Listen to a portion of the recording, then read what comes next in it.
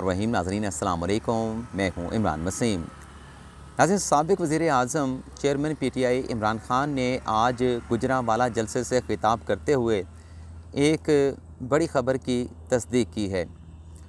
इमरान ख़ान साहब ने उस ख़बर की तस्दीक की है जिसको रिपोर्ट करने पर ख़बर देने वाले सहाफ़ी को लिफाफा कहा गया, बिकाऊ माल कहा गया। PTI की सोशल मीडिया टीम और PTI के चाहने वालों की जानिब से हदफ़े तनकीद बनाया गया।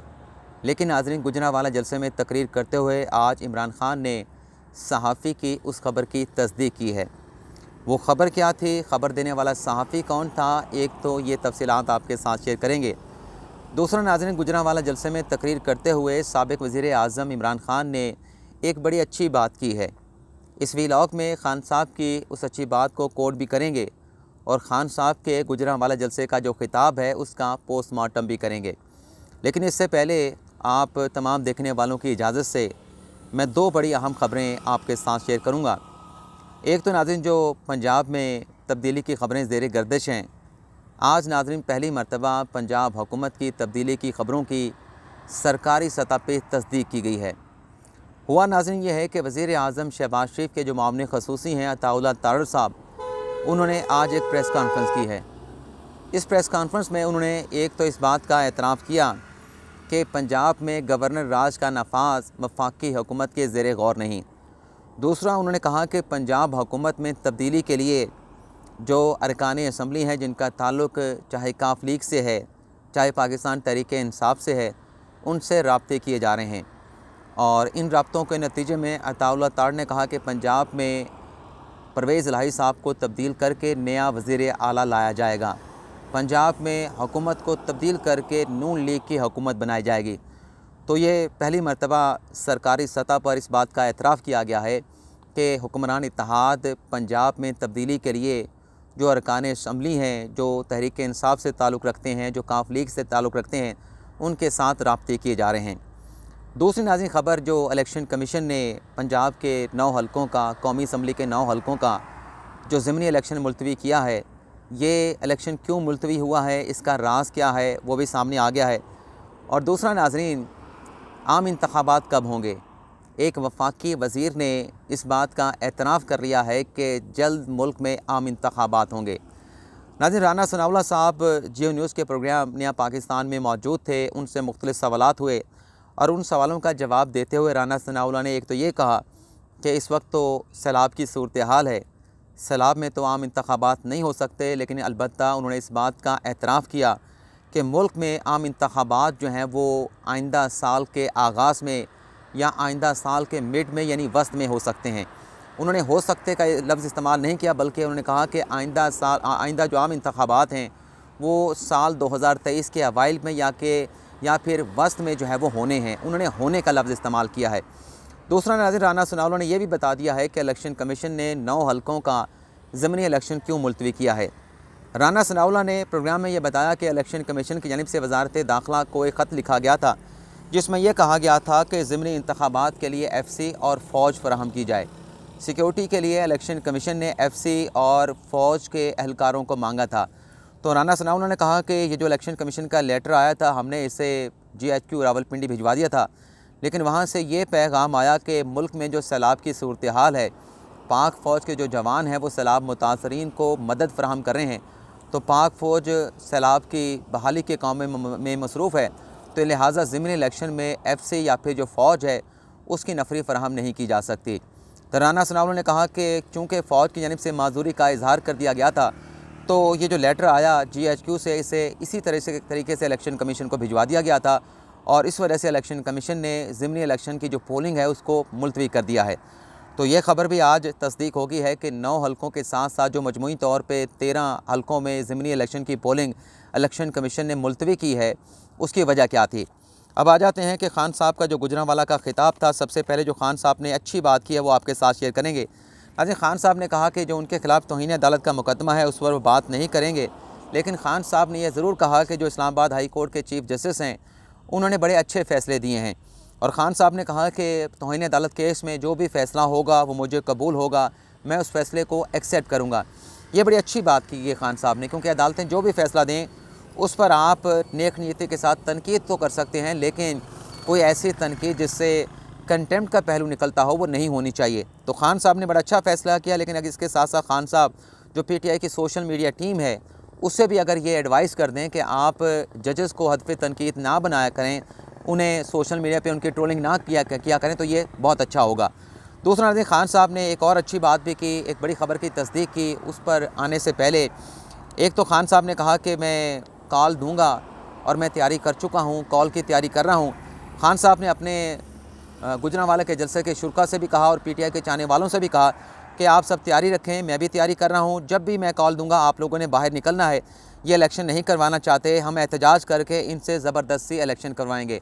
अब यहाँ पे सवाल ये है कि आप अगर एहतजाज करके मुल्क को इस नहज पे ले आते हैं कि नए इंतखाबात का ऐलान हो जाता है, और दूसरी तरफ जो हुक्मरान इत्तेहाद है इस वक्त वो अगर इलेक्शन का बाइकआउट कर देता है, तो आपने अकेले किसके साथ इलेक्शन लड़ना है?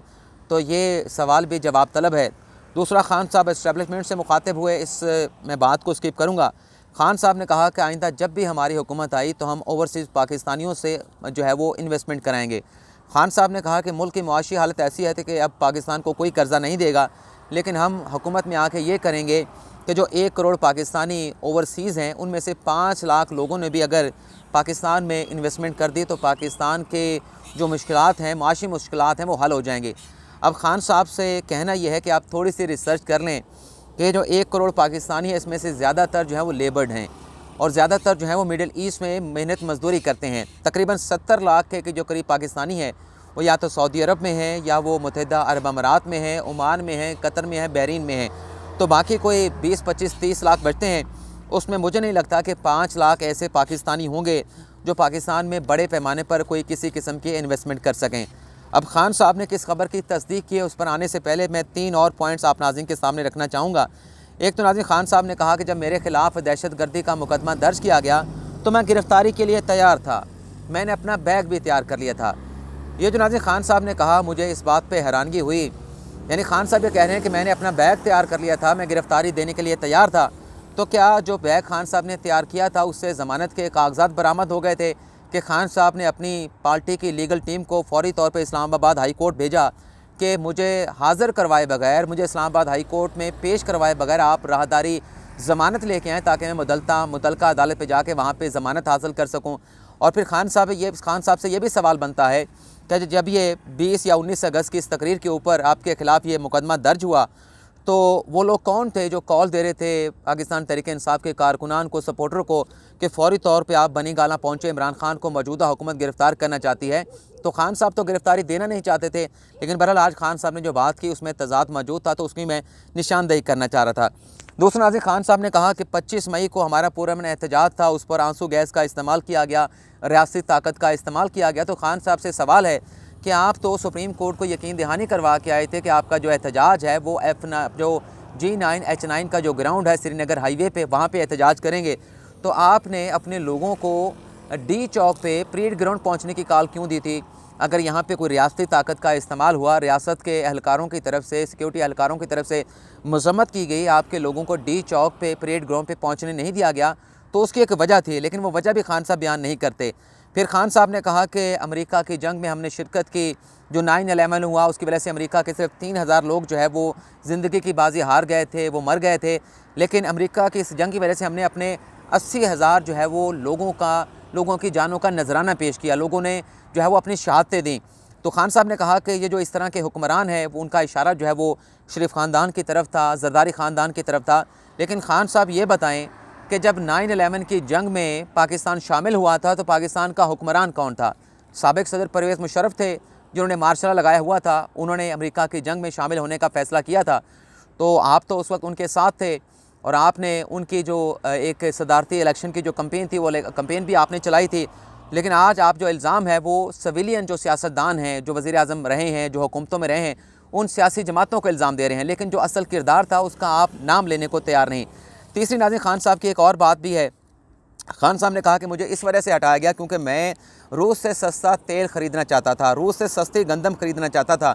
ये हर जलसे में खान साहब ये बात करते हैं। तो खान साहब से मेरा सवाल ये है, खान साहब की तकरीर का पोस्टमार्टम करते हुए, खान साहब अगर आपकी ये सोच थी तो जब आप हुकूमत में आए थे तो आप रशिया के पास क्यों नहीं गए थे? आपने पेट्रोलियम मसनूआत की कीमतों में जो इजाफा है वो सिर्फ फरवरी 2022 में तो नहीं किया था, आपने रूस का दौरा फरवरी 2022 में किया। उससे पहले कितनी मरतबा आपने पेट्रोल की कीमत में, डीज़ल की कीमत में इजाफा किया। उससे पहले आपको क्यों ख्याल नहीं आया कि आप सस्ता पेट्रोल लेने के लिए रशिया के साथ रब्ता करें। तो ये खान साहब जो है वो अपनी सियासत के लिए इस तरह की बातें करते रहते हैं, बयानियाँ बनाते रहते हैं। अब आ जाते हैं कि खान साहब ने किस खबर की तस्दीक की है। नाज़रीन, खान साहब ने कहा कि शहबाज गिल को गिरफ़्तार किया गया और शहबाज गिल ने जेल से मुझे पैगाम भिजवाया कि मेरे ऊपर तशद्दुद किया जा रहा है, मैं इसको बर्दाश्त नहीं कर सकता और अगर मेरा एक मरतबा फिर फिज़िकल रिमांड दिया गया तो मेरे लिए नाकाबिले बर्दाश्त होगा।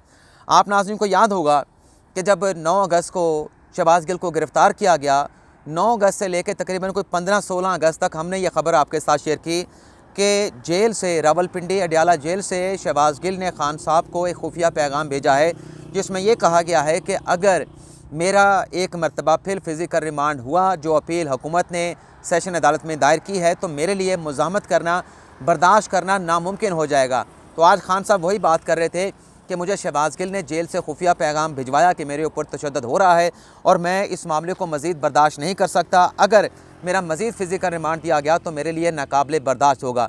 तो खान साहब ने आज हमारी उस खबर की तस्दीक की है जिस पर पीटीआई की सोशल मीडिया टीम और पीटीआई के चाहने वालों की जानिब से मुझे लिफाफा भी कहा गया, मुझे बिकाऊ भी कहा गया, मेरी ट्रोलिंग भी की गई, गालियाँ भी दी गई, लेकिन आज खान साहब उस खबर की तस्दीक कर रहे थे। तो ये नाज़रीन आज का हमारा व्लॉग आपसे इजाज़त चाहते हैं। अल्लाह ताला हम सब का हामी नासिर अपनी दुआओं में याद रखिएगा। अल्लाह हाफ़िज़।